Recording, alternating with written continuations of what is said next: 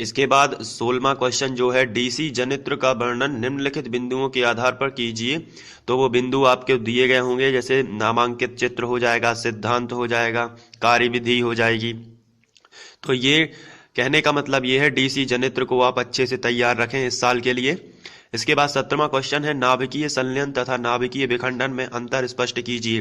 तो ये नाभिकीय संलयन और विखंडन, ये जो अंतर है ये भी इम्पोर्टेंट है। इसके बाद है, रासायनिक एवं नाभिकीय अभिक्रियाओं में अंतर स्पष्ट कीजिए। रासायनिक और नाभिकीय अभिक्रियाओं में अंतर भी आपको अच्छे से कर लेना है। इसके बाद है, सोलर कुकर का वर्णन कीजिए, स्वच्छ चित्र बनाकर उसके प्रमुख उपयोग लिखिए। तो सोलर कुकर आपने पढ़ा होगा, तो इसको स्वच्छ चित्र अच्छा सीख लीजिए घर पे बना के, और उसके प्रमुख उपयोग भी आपको याद करना है। इसके बाद है, रासायनिक अभिक्रियाओं की दर को प्रभावित करने वाले कारक।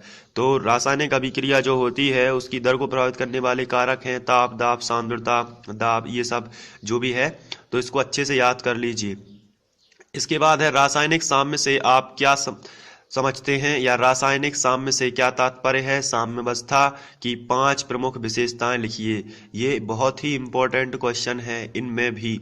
तो इसके बाद है, पीएच मान से क्या तात्पर्य है, पीएच का महत्व समझाइए। ये इंपॉर्टेंट। इस्पात का उत्पादन कैसे किया जाता है, प्राप्य क्लोरीन कैसे प्राप्त की जाती है, धातुओं के भौतिक और रासायनिक गुणधर्म लिखिए कोई 3। हाल की विधि संक्षिप्त वर्णन कीजिए। धातु संचारण क्या है, धातु संचारण के उपाय लिखिए। क्रियात्मक समूह किसे कहते हैं। नेक्स्ट है, विकृतीकृत एल्कोहल किसे कहते हैं, यह पीने योग्य क्यों नहीं होता है।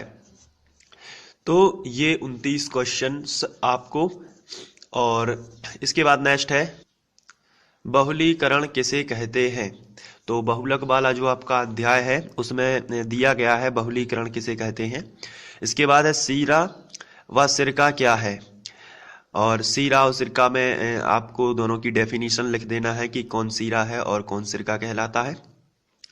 इसके बाद है, बेकेलाइट क्या है, यह कैसे बनता है। तो 32वां नंबर का जो क्वेश्चन है वो है, बेकेलाइट क्या है, यह कैसे बनता है। तो बेकेलाइट के बारे में आपको सबसे पहले डेफिनेशन लिख देनी है और यह बताना है कि यह कैसे बनता है। तो साइड हेडिंग डालना है निर्माण और लिख देना है यह कैसे बनता है। इसके बाद है, फेहलिंग विलयन क्या है। तो फेहलिंग विलयन भी आपको बताना है कि यह आखिर क्या होता है। इसके बाद है, बहुलक से आप क्या समझते हो, किन्हीं 3 बहुलकों के नाम लिखिए और रासायनिक सूत्र भी लिखिए। तो ये बहुलक का जो आपका चैप्टर है उसमें ये बहुलीकरण वाला क्वेश्चन भी मिल जाएगा, और बहुलक से आप क्या समझते हो ये भी आपको वहीं मिल जाएगा। इसके बाद है, निम्न को समझाइए, किण्वन और एस्टरीकरण। तो ये बहुत ही ज़्यादा इम्पोर्टेंट टॉपिक होते हैं, किण्वन और एस्टरीकरण। तो ये भी इम्पोर्टेंट है और आप बिल्कुल इनको बहुत ही अच्छे से आपको कर लेना है, तो अच्छे से अच्छे नंबर आपके आ जाएंगे।